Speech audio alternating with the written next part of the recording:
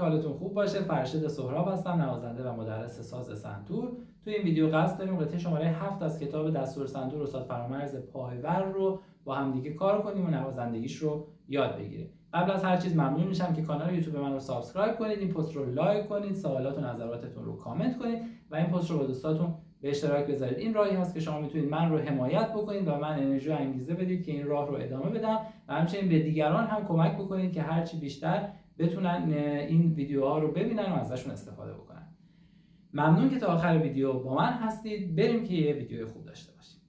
خب این قطعه شماره 7 اگر که درس‌های قبل رو کار کرده باشید باش مشکلی ندارید، چون درس 5 و 6 هم به همین شکل بود، یعنی عدد میزانش 3 4 شمارشش به صورت ستایی میشه. دور ریتمیک ما ستاییه، 1 2 3 1 2 3 میشماریم و راست و چپش هم از اول تا آخر به صورت راست چپ چپ راست چپ چپه. توی قطعه شماره 5 به این شکل بود که دست چپ ما رو نوت لا ثابت بود و دست راست نوت‌های سیمای زرد رو میزد که ملودی ما رو تشکیل میداد.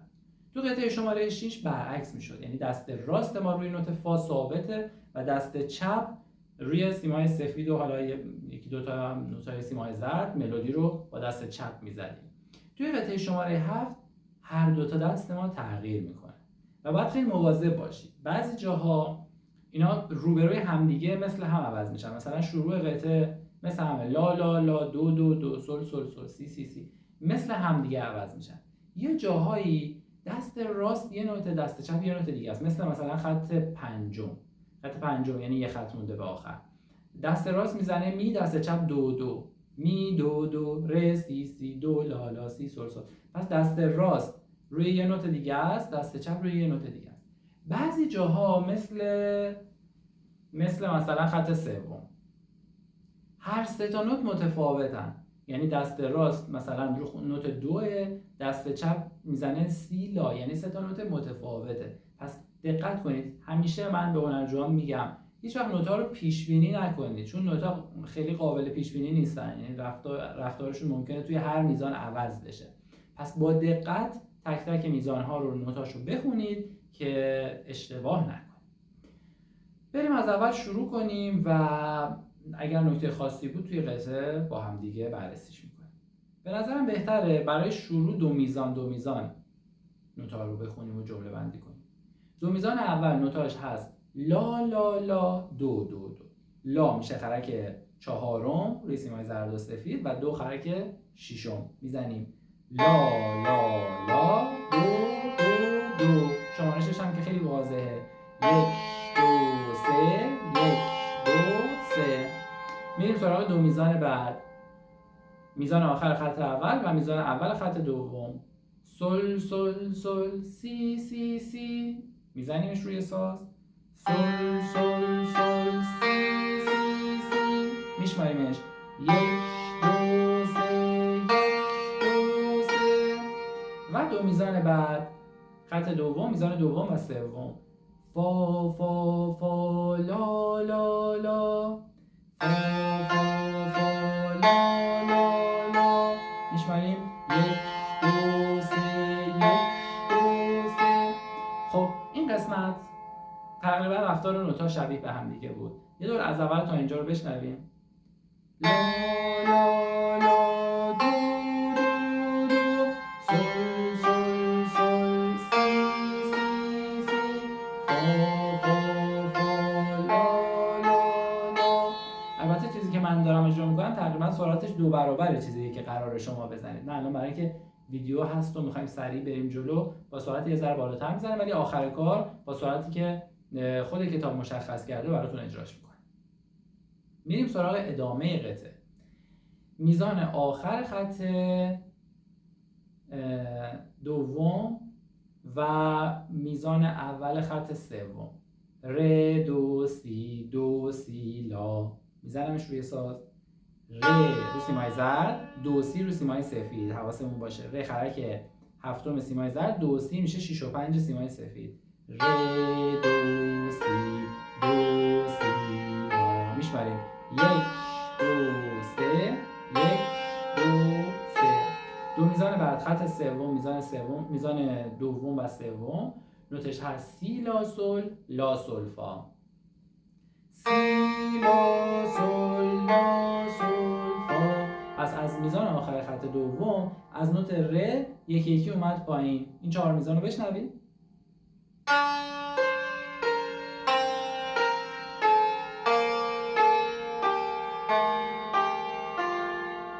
میریم سراغ قسمت بعد، خط سوم میزان آخر. از خط سوم میزان آخر حرکت نوتا برعکس میشه، یعنی به جای اینکه از بالا بیاد پایین، از پایین میره بالا. نوت اول می هست که کنارش علامت کرونه. این می میشه خرک اول سیمهای زرد، این پایین خرک اول. که حالا این سوالیه که خیلی از من میپرسید توی بعضی از سنتورها، مثل الان سنتور خودم، خرک اول سنتور من به جای اینکه می کوک باشه 2 کوکه. خرک اول یه خورده به سمت راست کشیده میشه و سیما شل میشه و یه دوی بمتر از دوی خرک شیشم توی سنتورمون میسازیم.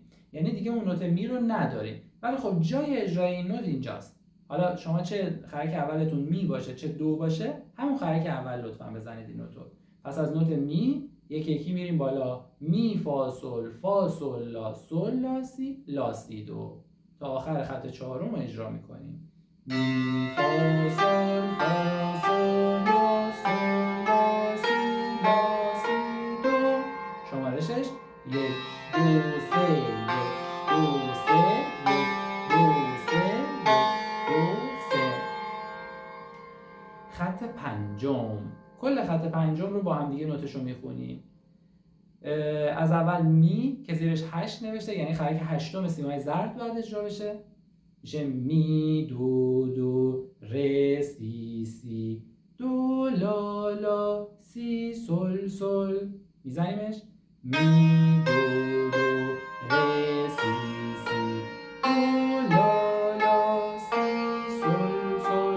شمارشش 1 2 3 1 2 3 1 2 3 1 2 3. آخر این خط یه دولا خط تکرار داریم که باید کل این قطعه رو از اول تا اینجا، یعنی کل این 5 خط رو دوباره تکرار بکنیم. خب میریم خط آخر. خط آخر نوت اول که لای سیمای زرده، بعدش داریم فا می که فا یه دو بالاش نوشته، اون دو برای تأکیده، میگه یادت باشه که این فا رو باید خرک دوم بزنی. اگر دو نداشت باز دوباره بازم خرک دوم میزنیم، میشه خرک دوم سیمای پشت خرک. و نوت می که بین خط 4 و 5 و علامت کرون داره، میشه خرک اول سیمای پشت خرک دوباره. این نوت می اگر علامت کرون نداشت خرک هشتم سیمای سفید اجرا میشد، ولی به خاطر علامت کرونی که داره خرک اول پشت خرک میزنیم. پس شد لا فا می، میزان بعد ر دو سی، میزان بعد لا سل فا و میزان آخر که یه دونه لا هست. روی ساز اجراش میکنم، بشنوید.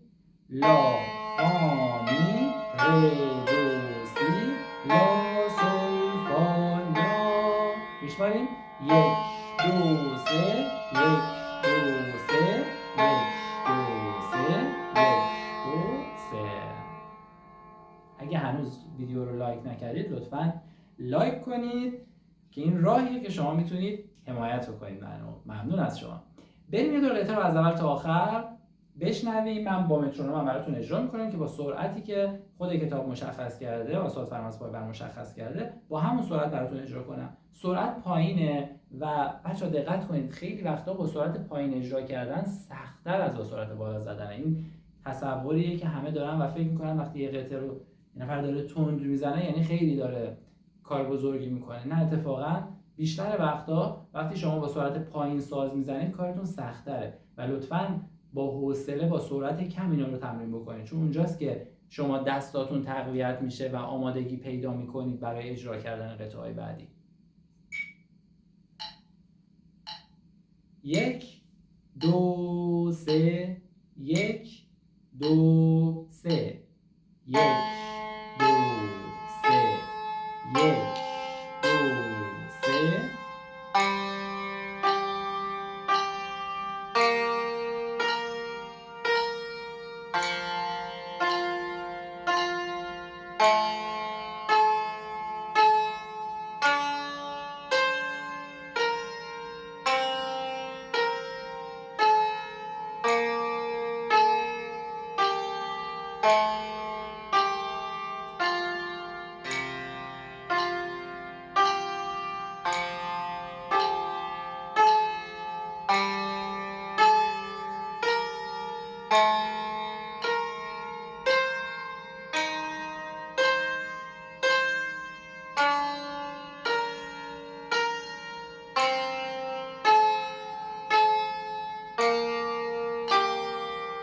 تکرار از اول.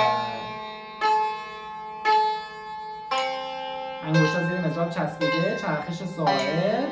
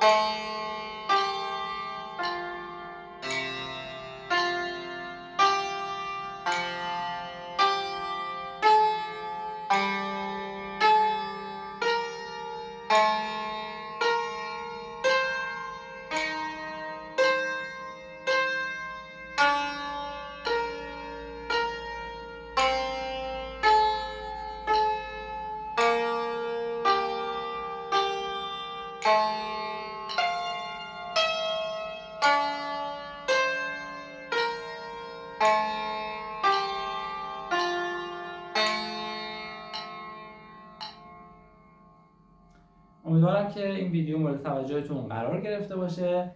ممنون میشم که کانال یوتیوب منو سابسکرایب کنید، این پست رو لایک کنید، سوالات و نظراتتون رو کامنت کنید و این پست رو با دوستاتون به اشتراک بذارید. ممنون از شما.